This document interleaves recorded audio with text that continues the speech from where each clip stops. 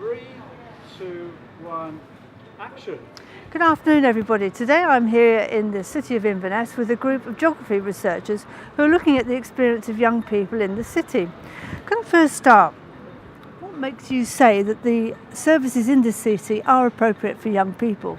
Well, to begin with, we're from the University of Worcester, and the University of Highlands and Islands brings in 10% of the population, which are students, so it caters by it's building a £150 million rail station for more access and openness and connectedness in the city, and it provides a lot of mainly targeted at young people's shops such as H&M, Primark and the rest. Thank you very much. Could I just ask you now, what is it about this particular place that makes you say it is supportive for younger people? Well, we're stood in front of a skills centre which advertises, again, the University of Highlands and Islands, but as well as that, it supports job opportunities in the local area, which, if you look around the area, it does advertise on the shop fronts, which sort of shows that there are job opportunities in the area. We did also find that the population is between the ages of 15 and 44. It's 40.5%. So I think that kind of shows that a lot of the population is economically active.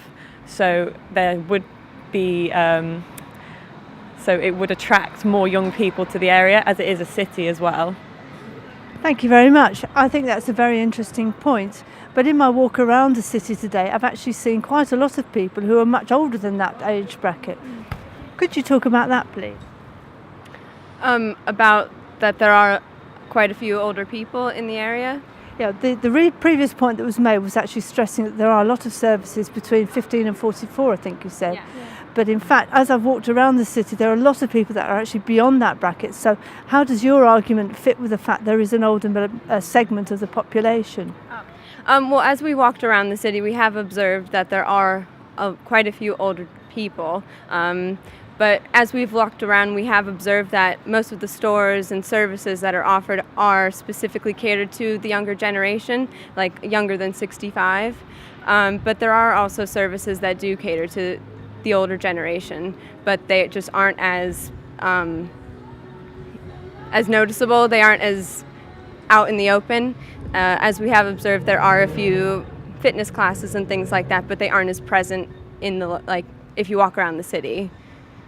Oh, thank you very much. Just the final question is that you're very pro the young people and the actual services that are provided here, but how can Inverness support that, maintain it or expand upon it?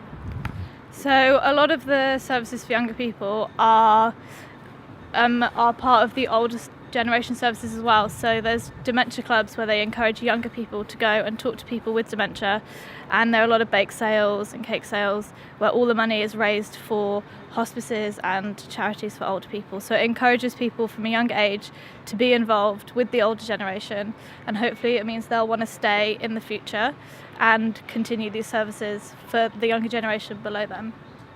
Thank you very much. So what you're arguing for perhaps then is a greater form of integration. Thank you very much. Very interesting talk from all of you, and Nick, over to you.